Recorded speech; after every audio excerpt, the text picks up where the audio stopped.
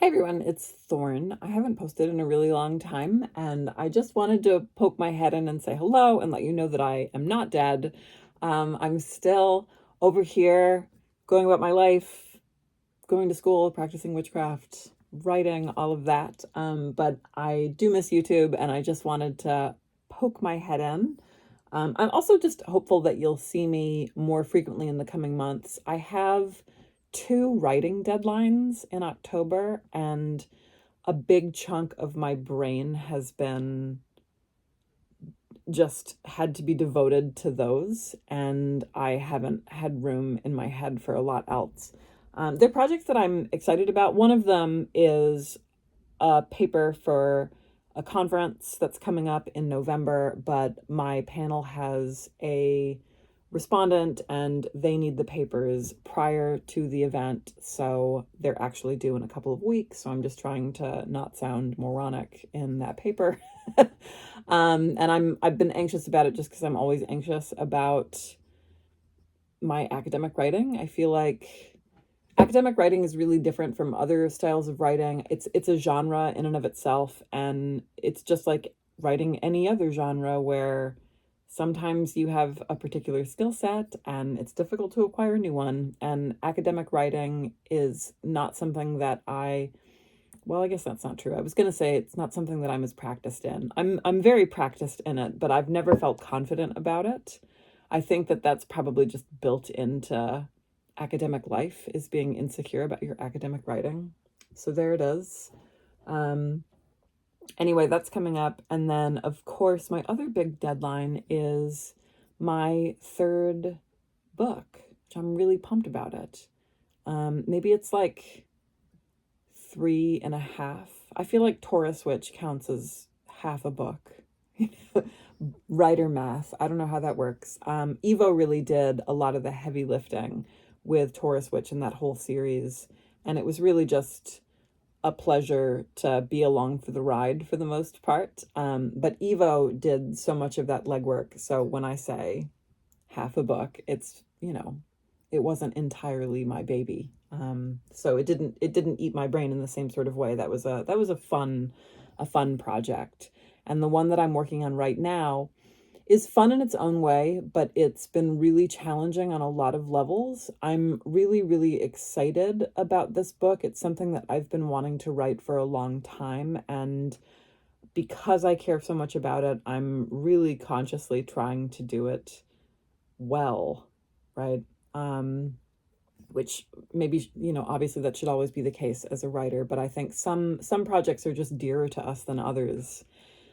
So this upcoming book, as I've said previously, it really started as an outsider's guide to witchcraft. I wanted to remedy a problem that I've been wrestling with for a number of years, which is that we don't really have anything to recommend to curious, thoughtful folks who aren't necessarily interested in becoming practitioners, but they want to know what witchcraft is all about and what the witches in their lives are actually up to.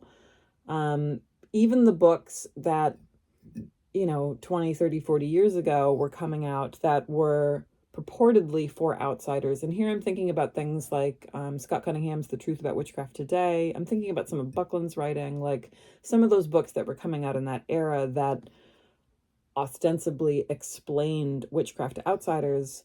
They were actually Witchcraft 101 books, and most of them specifically were Wicca 101 books. So like The Truth About Witchcraft Today, for example, has stuff about how to do rituals and spells in it. And I really didn't want any of that. And my reasoning is that, if you're curious about, I don't know, pick something, Catholicism or, Mahayana Buddhism, or like pick something, you can go to Barnes and Noble and you can wander over to probably the religion section, maybe some of the others, and you can find a book that will give you some history, some tenets of the tradition, maybe some of the big names, the leaders, big splits in these movements, recent developments. Like, you can go and you can read books about those things from essentially a secular scholarly perspective. You can't do that about contemporary witchcraft. You wander over to the metaphysical section, and every single book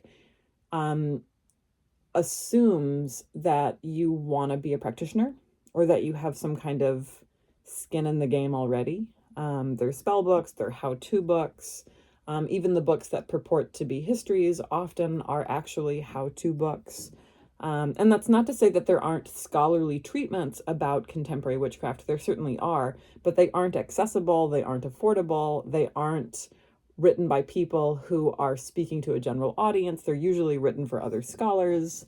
And I wanted a short book that you could conceivably give to a curious best friend, or maybe your dad, right? If you were a therapist or you worked in the mental health sector or whatever, like if you were an educator working in a classroom and for whatever reason you needed information about these contemporary practices, which are exploding, right? Like if you scroll around on social media, it seems like everybody's a witch right now. So it seemed like there was definitely a void there that needed to be filled.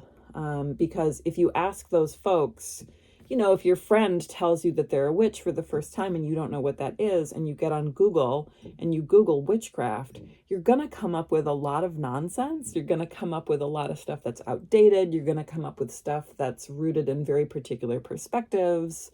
And you're going to come up with a lot of like spells and how to do magic. And that's really it. And contemporary witchcraft is big enough and complicated enough that a Google search isn't going to cut it for most people. That's going to do more, I think, to disorient and obscure than it is to educate or inform. So I wanted a book that didn't just focus on a particular aspect of the movement, but kind of gave somebody a map so that once you have the vocabulary and kind of the lay of the land, any other book that you read or any conversation you might have with a practitioner, you can sort of place in context. So anyway, it's been really, really gratifying to write because I think that a book like this is really, really necessary. But it's also been personally really challenging because a book like that requires the writer, me, to take a really hard look at a lot of assumptions about what folks know and don't know, what they should know, where we draw boundaries. What do I even mean when I say contemporary witchcraft, right? Like when you only have about 50,000 words, you have to put some pretty strict parameters in place. But at the same time, wanting to be inclusive and expansive and comprehensive. So, for example, I think that there was a period in time where a book like this would have just had, chapter 2 might have been a list of a whole bunch of different traditions. And then you would have a couple of lines about each tradition. And, maybe it would have some kind of timeline and you would have all of these major figures and like what they were doing at various points in the timeline.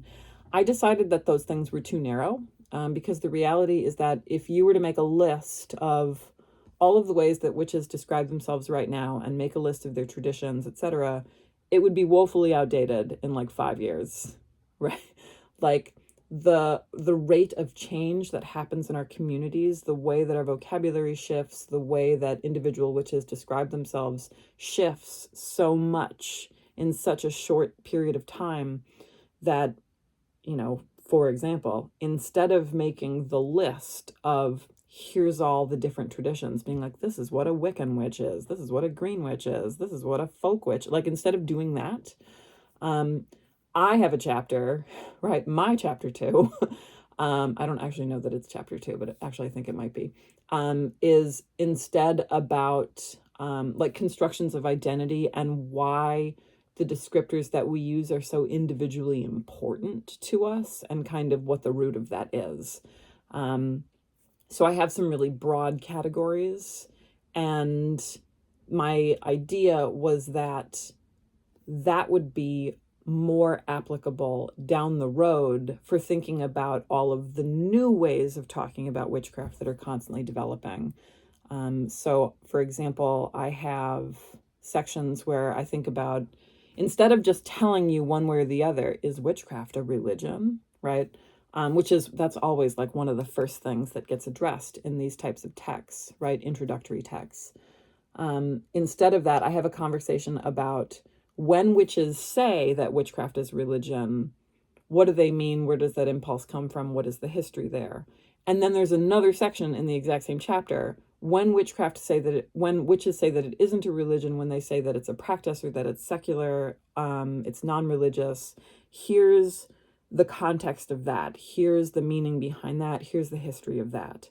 And then I have another section thinking about witchcraft as an identity, because there are witches out there who, of course, it's neither necessarily religion or practice. It's something that's inherent. It's ancestral. It's something that's fundamentally like attached to their sense of being, and sort of like, where is that rooted and how does that manifest? What does that look like?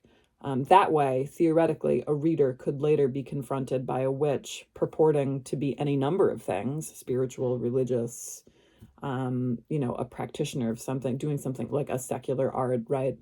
And they would have an orientation instead of being like, wait a second, this book said that witchcraft was a religion, but this witch over here says that it isn't, right? Which is the dilemma that we always run into in books that take these really hard lines about what witchcraft is or isn't.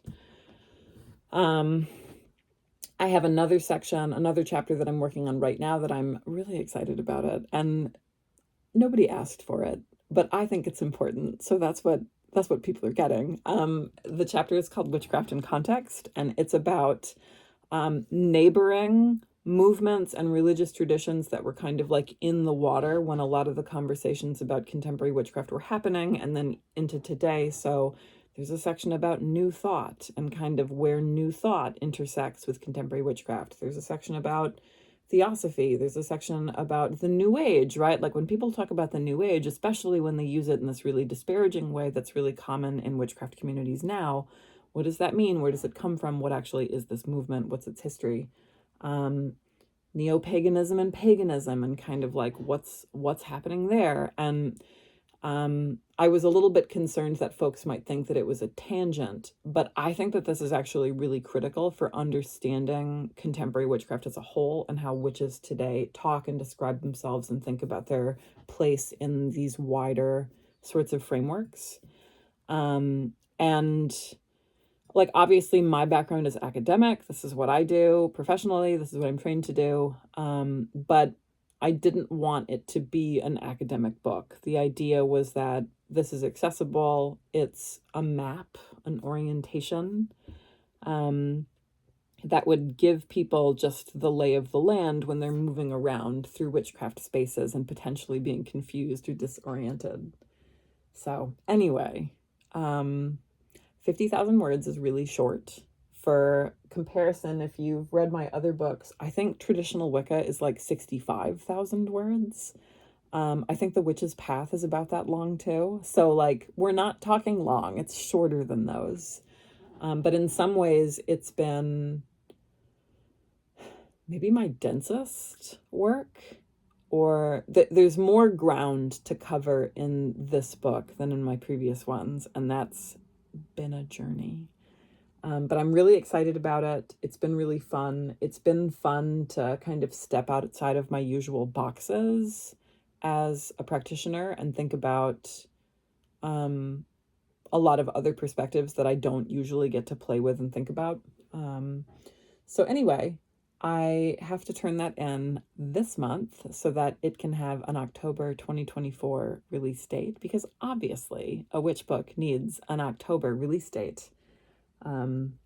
So that's where I've been and what my brain has been consumed with. Otherwise, I'm still in school. I'm still in coursework in my PhD. So like, I'm a second year now. I've got this year left of coursework. So, and then I'm also TAing and leading recitations at my university, which are kind of like small group classes for students enrolled in a larger lecture. So I have a lot of like one-on-one classes that I teach as well.